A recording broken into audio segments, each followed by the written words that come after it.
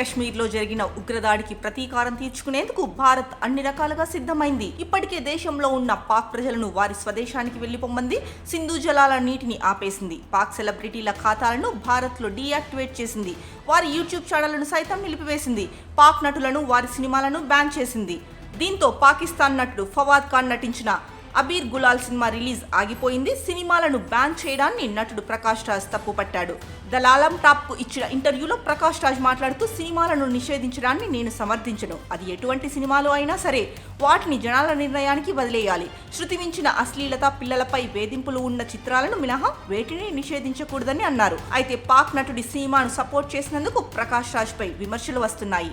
ఇక్కడ మనం గమనించాల్సిన విషయం ఒకటి ఉంది. ప్రకాష్ రాజ్ తన ఇంటర్వ్యూలో ఈ సినిమాను ఆపేయడం గురించి ఆ నిర్ణయాన్ని జనాలకు వదిలేయాలి అన్నారు. మరి యావత్ భారతదేశ ప్రజలు పాకిస్తాన్ పైన ప్రతీకారం తీర్చుకోవాలని కోరుకుంటున్నారు. మరి ఆ విషయం ప్రకాష్ రాజ్కి ఎక్కట్లేదా? మరి ఎందుకు ఇలాంటి కామెంట్స్ చేస్తున్నారు అని చాలా మంది అభిప్రాయపడుతున్నారు. ఇక పాక్ నటుడు ఫవాద్ ఖాన్ హీరోగా నటించిన చిత్రం అబీర్ గులాల్. వాణి కపూర్ కథానాయికగా యాక్ట్ చేసింది. ఆర్తి ఎస్ బగ్ది దర్శకత్వం వహించిన ఈ సినిమాను వివేక్ అగర్వాల్ నిర్మించారు. మే 9న ఈ మూవీ రిలీజ్ చేస్తున్నట్లు ప్రకటించారు. కానీ అంతలోనే జమ్మూ కాశ్మీర్లోని పెహల్గాంలో ఉగ్రదాడి జరగ్గా కేంద్రం పాకిస్తాన్ పై తీవ్ర ఆగ్రహావేశాలు వ్యక్తం చేసింది. ఈ క్రమంలోనే పాక్ నటుడు ఫవాద్ నటించిన అబీర్ గులాల్ సినిమాపై బ్యాన్ ప్రకటించింది.